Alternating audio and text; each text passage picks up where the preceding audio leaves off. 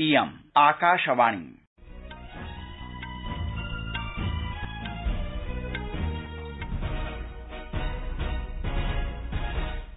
सम्प्रति वार्ताः श्रूयन्ताम्।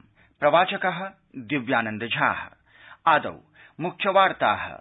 प्रधानमन्त्रिणा नरेन्द्र मोदिना निगदितं यत् केन्द्रीयायव्यय पत्रके कृतप्रावधानैः शिक्षायाः वृत्योन्मुखीकरणे सौकर्यं जातम्। भारतम् एतद्वर्षीयं मैरीटाइम इंडिया शिखर सम्मेलनावधौ अद्य चाबहार दिवसम् आमानयिष्यति। विदेशमन्त्री डॉ सुब्रह्मण्यम जयशंकरः अद्य बांग्लादेशस्य आधिकारिक यात्रार्थं प्रतिष्ठते यात्रायाः उद्देश्येषु अन्यतमम् अस्ति भारत बांग्लादेशयोः प्रधानमन्त्रिस्तरीय शिखर सम्मेलनस्य प्राग्रूप निर्धारणम्, अपि च भारतेंग्लैण्डयोर्मध्ये चतुर्थी अन्तिमा च क्रिकेट निकष स्पर्धा अद्य अहमदाबादस्य नरेन्द्र मोदी क्रीडाङ्गणे। प्रियाः श्रोतारः, कोरोना महामारीं विरुध्य देशः ऐक्यभावनया युध्यते।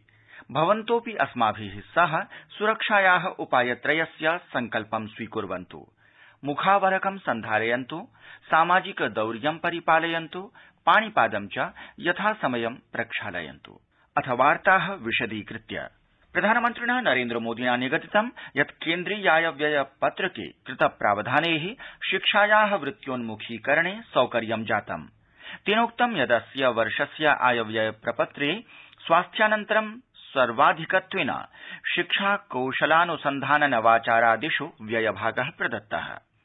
प्रधानमन्त्री गतवासरे शिक्षाक्षेत्रे आयव्यय पत्रकेन आवण्टितानां प्रावधानानां कार्यान्वयन विषयकम् अन्तर्जालीय फलकीय कार्यक्रमं सम्बोधयन् आसीत्। अवसरेऽस्मिन् श्रीमोदिना आत्मनिर्भर भारतस्य विनिर्माणाय देशीय युवसु आत्मविश्वासस्य अभिवर्धनम् आवश्यकमस्ति इति उक्तम्।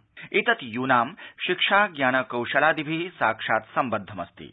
पुनः प्रधानमन्त्रिणा प्रोक्तं यत् प्रशासनं कृष्यन्तरिक्ष परमाणूर्जा रक्षानुसन्धान विकास संघटनादीनां द्वाराणि युवभ्यः उद्घाटयद् अस्ति। अनेन प्रतिपादितं यत् ज्ञानानुसन्धानयोः मेखलीकरणं राष्ट्रहिताय नास्ति।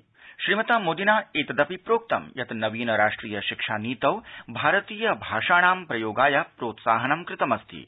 अपि च एतत् विभिन्नानां भाषा विशेषज्ञानां कर्तव्यमस्ति यत् ते विश्वस्य श्रेष्ठाः ज्ञानसामग्र्यः भारतीय भाषासु सहजतया उपपादयेयुः। प्रधानमन्त्रिणा इदमपि कथितं यत् प्रशासनं देशे स्वास्थ्य शिक्षयोः क्षेत्रे निरन्तरं प्रोत्साहयति। भारतम् एतद्वर्षीयं मैरीटाइम इंडिया शिखर सम्मेलनावधौ अद्य चाबहार दिवसम् आमानयिष्यति। विदेशमन्त्री डॉ सुब्रह्मण्यम जयशंकरः अद्य बांग्लादेशस्य आधिकारिक यात्रार्थं प्रतिष्ठते। असौ बांग्लादेशीयेन विदेशमन्त्रिणा डॉ AK अब्दुल मोमेनेन समामन्त्रितोऽस्ति।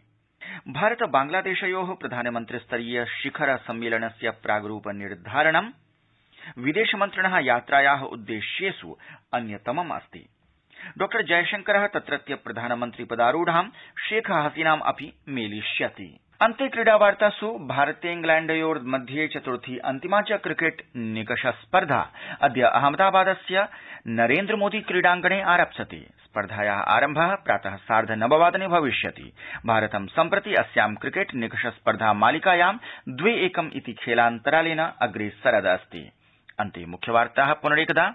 प्रधानमन्त्रिणा नरेन्द्र मोदिना निगदितं यत् केन्द्रीयायव्यय पत्रके कृतप्रावधानैः शिक्षायाः वृत्योन्मुखीकरणे सौकर्यं जातम्।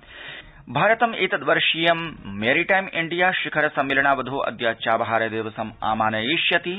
विदेशमन्त्री डॉ सुब्रह्मण्यम जयशंकरः अद्य बांग्लादेशस्य आधिकारिक यात्रार्थं प्रतिष्ठते। अपि च भारत इंग्लैण्डयोर्मध्ये चतुर्थी अन्तिमा च क्रिकेट निकष स्पर्धा अद्य अहमदाबादस्य नरेन्द्र मोदी क्रीडाङ्गणे आरप्स्यते इति वार्ताः।